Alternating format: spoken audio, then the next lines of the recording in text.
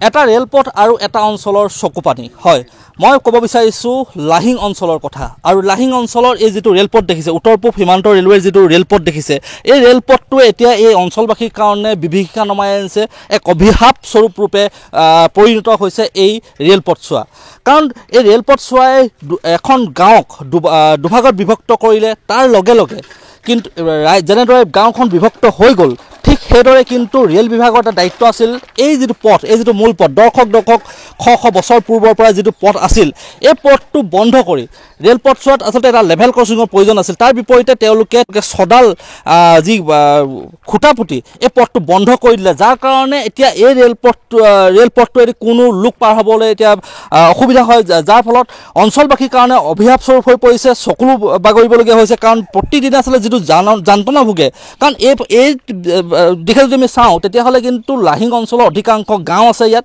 আৰু এইফালে যদি চাওঁ তেতিয়াহ'লে এইফালে বেংক আছে স্কুল আছে ডাকঘৰ আছে আচলতে মূল যিসমূহ কাৰ্যালয় এইটো অঞ্চল এইফালে থাকি গ'ল আৰু এইফালে থাকি গ'ল গাঁও অঞ্চল আৰু যিহেতু গাঁওবাসীৰ কাৰণে এই যিসমূহ কাৰ্যালয় কিমান গুৰুত্বপূৰ্ণ বা তেওঁলোকৰ নৈমিত্তিক যিখিনি কাম কাজ কৰিবৰ কাৰণে কিমান গুৰুত্বপূৰ্ণ হয় এই পথছোৱা কিন্তু তাৰ বিপৰীতে চাওক ৰেল বিভাগৰ যিটো দায়িত্ব জ্ঞানহীন কাণ্ড তাৰ কাৰণে এতিয়া অভিশাপ ৰূপে পৰিগণিত হৈছে এই ৰেলপথছোৱা যাৰ কাৰণে এতিয়া ছাত্ৰ ছাত্ৰী অহাৰ ক্ষেত্ৰত সমস্যাৰ সন্মুখীন হৈছে কোনোবা এজন লোকে যদি কিবা এটা খেতি কৰি বজাৰলৈ যাবলগীয়া হয় তেতিয়া সমস্যাৰ সন্মুখীন হৈছে বেংকলৈ ওলাই আহি যেতিয়া এইফালে আহিবলগীয়া হয় তেতিয়া সমস্যাৰ সন্মুখীন হৈছে আচলতে এই যিসকল জনসাধাৰণ বা অঞ্চলটোৰ উন্নয়নৰ ক্ষেত্ৰত হেঙাৰ ৰূপে থিয় দিছে এই ৰেলপথছোৱা যিহেতু ৰেল আহিছে এই মুহূৰ্তত আমি ৰেলখনৰ দৃশ্য দেখাইছোঁ চাওক এখন ৰেল পাৰ হৈ গৈছে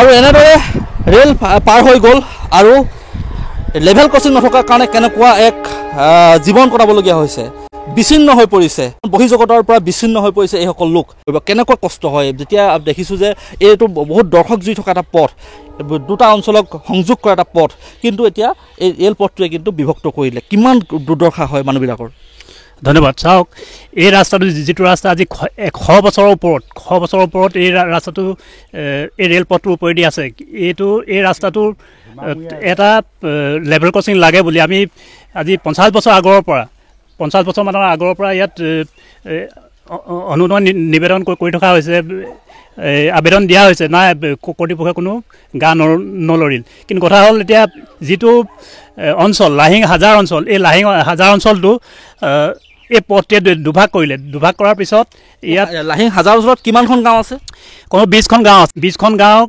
সমানে ই দুভাগ কৰিলে এইফালে কি থাকি গ'ল এইটো অঞ্চলত কি অনুষ্ঠান আছে এইফালে এই অঞ্চলটো কেন্দ্ৰস্থল লাহিঙৰ কেন্দ্ৰস্থল ইয়াত লাহিং হায়াৰ ছেকেণ্ডেৰী আছে বেংক আছে ডাকঘৰ আছে বিভিন্ন পুথিভঁৰাল আছে সম্পূৰ্ণ ইটো পাৰে থাকি গ'ল আৰু এইটো পাৰত ৰেল লাইনৰ এইটো পাৰত ইয়াত কমেও 10খন গাঁও এই মানুহখিনি এইফালে এতিয়া 10খন গাঁৱৰ মানুহখিনি এতিয়া যদি সেইফালে যাবলগীয়া হয় তেতিয়াহ'লে কিন্তু সমস্যাৰ সন্মুখীন হৈছে বা যাবলৈ অসুবিধাৰ সন্মুখীন হৈছে এই 10খন গাঁৱৰ মানুহ ইটো পাৰে যাবলৈ হ'লে সম্পূৰ্ণ সমস্যাৰ সৃষ্টি হৈছে আগতে এই ৰেল লাইনৰ ওপৰেদি পাথৰ দি যাব পাৰিছে কিন্তু এতিয়া এই ৰেল কৰ্তৃপক্ষ সম্পূৰ্ণ এই ৰেলপথটো পোষ্ট দি 6টা পোষ্ট দি সম্পূৰ্ণ বন্ধ কৰি দিয়াৰ ফলত এই মানুহখিনি দুৰ্দশা নাইকিয়া হৈছে ইতিমধ্যে এই সম্পূৰ্ণ অঞ্চলটো কৃষি প্ৰধান অঞ্চল এই অঞ্চলৰ মানুহে এইটো পৰা কৃষকসকলে ইটো পাৰে যাবলৈ পাৱাৰ টিলাৰ নিবলৈ বিভিন্ন গাড়ী নিবলৈ সম্পূৰ্ণ অসুবিধা হৈছে এই যিটো লেভেল ক্ৰছিং এই লেভেল ক্ৰছিংটো লাহিং অঞ্চলৰ সম্পূৰ্ণ অভিশাপ সৃষ্টি কৰিছে ই অভিশাপ স্বৰূপ হৈছে গতিকে লাহিং অঞ্চলৰ কাৰণে অভিশাপ স্বৰূপ হৈ পৰিছে ৰেলপথছোৱা আৰু ব্যক্তি আছে মই জানিবলৈ চেষ্টা কৰিম মই আপোনাৰ পৰা জানিব বিচাৰিছোঁ যে এই যিহেতু এইফালে 10খন গাঁও আছে বুলি কৈছে এইফালে মূল এইখিনি হৈছে এতিয়া এইটো অভিশাপ হৈ পৰিছে আপোনালোকৰ কাৰণে কেতিয়াবা মানে ৰেল বিভাগক কেতিয়াবা এই বিষয়ে বহুত কৈছেনে বা ৰেল বিভাগে কিয় এই পথটোত এটা লেভেল ক্ৰছিং দি এনেদৰে যে খুঁটা পুতি দিলে কিবা জনাইছেনে কেতিয়াবা এতিয়া যিসকলে প্ৰথমে এই লেভেল ক্ৰছিংটো সম্পৰ্কত যোগাযোগ কৰিছিলে সেইসকল তেওঁলোক ইতিমধ্যে এতিয়া পৃথিৱীতে নাই তেওঁলোকৰ এতিয়া 50 বছৰ আগৰ পৰা কৰিয়ে আছে 50 বছৰ আগৰ পৰা ইয়াতে যিসকল অলপ মধাফুটা ব্যক্তি আছে তেওঁলোকে যোগাযোগ কৰিলে অন্ততঃ দিল্লী পৰ্যন্ত ইয়াৰ যোগাযোগ কৰিলে ডিভিজনেল মেনেজাৰ আছে তিনচুকীয়া তেওঁলোকৰ লগত যোগাযোগ কৰা হ'ল তেওঁলোকে কোনো এটা ইয়াত সিদ্ধান্ত দিব নোৱাৰিলে আমাৰ লাহিং অঞ্চলৰ যিখিনি আমি এতিয়া ৰাইজ আছোঁ তেওঁলোকে দৈনিক কেনেকুৱা সমস্যাৰ সন্মুখীন হয়? দৈনিক মানে এইটো ক'বলগীয়া এইটো ভাষা নাই। ইয়াত আৰু সামান্য এজন যদি ৰোগী হস্পিটেললৈ নিবলগীয়া হয়, তেতিয়া কি অৱস্থা সৃষ্টি হ'ব পাৰে? এইটো দাঙি নিব লাগিব বা কিবা বুকুচাত তুলি নিব লাগিব, তেনেকৈ আমি এতিয়া চলি আছোঁ। তাৰমানে দুখন গাঁৱৰ দুখিনি মানুহক আচলতে বিভক্ত কৰি দিলে, মানে বিচ্ছিন্ন কৰি দিলে। এতিয়া সিপাৰৰ মানুহে ইপাৰৰ মানুহৰ লগত কোনো এতিয়া অৰ্থনৈতিক, সামাজিক, শৈক্ষিক প্ৰতিটো দিশতে প্ৰভাৱ পৰিছে। এই ৰেল ক্ৰছিংটোৰ কাৰণে এতিয়া আমাৰ অৰ্থনীতিৰ প্ৰধান হেঙাৰ বুলি ক'ব পাৰি। মানে যিহেতু কৃষিৰ লগত জড়িত মানুহ আছে, কি হওক বা কোনোবাই ক্ষুদ্ৰ ব্যৱসায় কৰিবলৈ যদি কোনোবাই নিবনুৱাই যদি ভাবে বোলে মই ক্ষুদ্ৰ ব্যৱসায় কৰিম, সৰু গাড়ী এখন লৈ কিবা কিবি মই কৰি থাকিম, সেইবিলাক কথা এতিয়া কোনো চিন্তা কৰিব পৰা নাই। নিশ্চয়কৈ আচলতে সম্পূৰ্ণ বিচ্ছিন্ন কৰি দিলে। এই ৰেল ক্ৰছিংটোৰ কাৰণে আচলতে বিচ্ছিন্ন হৈ পৰিবলগীয়া হৈছিল। নতুনকৈ কিবা এটা কৰোঁ বুলি ভাবিলেও আচলতে ইয়াৰ যুৱকসকলে কৰিব নোৱাৰে, কাৰণ ওলাই যাবলৈ পথ নাই। আচলতে অবৰ্ণনীয় পৰিৱেশৰ সৃষ্টি হৈছে। মই এজন ব্যক্তি আছে, মই তেওঁৰ পৰা জানিব চেষ্টা কৰিম কেনেকুৱা কষ্ট হয়। আপুনিতো দৈনিক এইডোখৰে ঘৰ চাগে আপোনাৰ? হয়, মোৰ ওচৰতে ঘৰ, কিন্তু এইটো আমাৰ কি এটা অৰ্থনৈতিক দিশত এটা বিৰাট হেঙাৰেই নহয়, এইটো এটা কালগ্ৰহ বুলি মই ক'বলৈ লৈছোঁ। কিয়নো আমাৰ প্ৰায় প্ৰতিটো ক্ষেত্ৰতে আমাৰ চকু পানী টুকিবলগীয়া হয়, প্ৰতি ক্ষেত্ৰত আমি দুখ কৰিবলগীয়া হয়। যদি এই ৰেল লাইনটো যদি কি বুলি কয় ইয়াত ৰেল গেট এখন হ'লহেঁতেন, তেতিয়া আমি বহুত উপকৃত হ'লহেঁতেন, বহুত কাম কৰিব পাৰিলোহেঁতেন। আৰু বিশেষকৈ কিয় এই কণ ল'ৰা ছোৱালীবিলাকক কেতিয়াবা পাৰ হৈ যায়, আমাৰ ভয় লাগে। মই ঘৰৰ পৰা দেখি থাকোঁ যে গাড়ীখন পাৰ হৈ গ'ল, ল'ৰাবিলাক যিকোনো প্ৰকাৰে ৰক্ষা পালে, সেইটো আমাৰ কপি থাকে আৰু বুকু কপি থাকে। আৰু এতিয়া কথা হ'লে কি, চৰকাৰে বৰ্তমান বিকাশৰ কথা কৈছে, আৰু এনেকৈ ৰাস্তাটো বন্ধ কৰিলে আমাৰ বিকাশ হয় নেকি?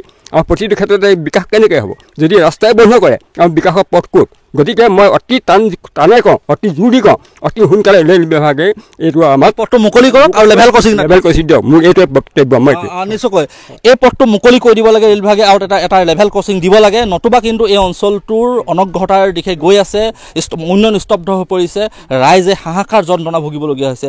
মহিলাও লোক আছে, মই তেওঁলোকৰ পৰাও জানিবলৈ চেষ্টা কৰিম। আপোনালোকৰ চাগে মহিলা হিচাপেতো আপোনালোকৰ আৰু কষ্ট হয় চাগে ন?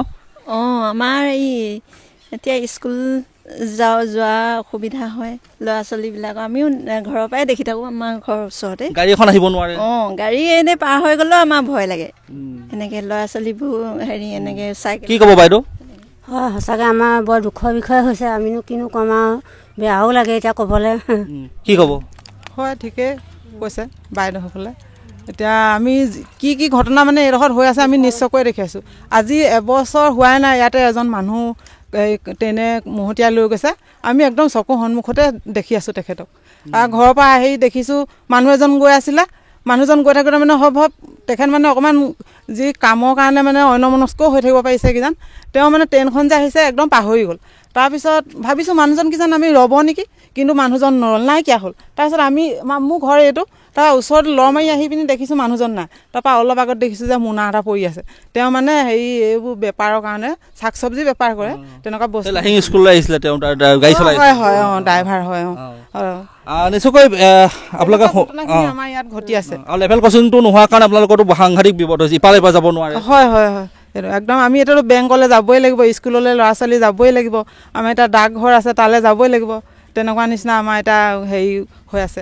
এইফালে আপোনালোকে চাগে দৈনিক পাৰ হৈ পেলাই কেনেকুৱা যন্ত্ৰণা হয় এইফালে পাহতে কওকচোন? বহুত দিগদাৰ হয় আমাৰ এইফালে অহা যোৱা, ল'ৰা ছোৱালী স্কুলৰ বহুত প্ৰব্লেম হয়। আৰু এতিয়া যদি এনেকৈ দেখিছোঁ তাত শিলো ভালকৈ নাই, যদি কেনেবাকৈ গাড়ীখন লাগি ধৰিলে সেইটো বিপদৰ কথাও আছে। বিপদ হ'ব ন?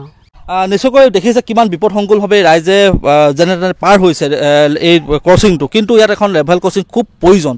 যদি শীঘ্ৰে লেভেল ক্ৰছিং ইয়াত নিদিয়ে কেতিয়াবা হয়তো ডাঙৰ ঘটনা সংঘটিত হ'ব। আৰু বিশেষকৈ ঘটনা সংঘটিত হোৱাটো বহুত ডাঙৰ কথা, কিন্তু তাৰ লগে লগে কিন্তু এই অঞ্চলবাসী যিটো যাতনা ভুগিবলগীয়া হৈছে বা উন্নয়ন স্তব্ধ হৈছে, অভিশাপৰূপে পৰিগণিত কৰিছে তেওঁলোকে কৈছে যে এই ৰেলপথটো আমাৰ কাৰণে চকুৰ প্ৰাণী বা চকুলো বাগৰিছে। ই অতিকৈ এটা গুৰুত্বপূৰ্ণ বিষয়। এই বিষয়বিলাক চৰকাৰে গুৰুত্ব প্ৰদান কৰিব লাগে। আৰু ভিডিঅ'টো যদি আপোনালোকে উপযোগী বুলি ভাবিছে তেতিয়াহ'লে লাইক কৰিব, কমেণ্ট কৰিব, শ্বেয়াৰ কৰিব। ধন্যবাদ।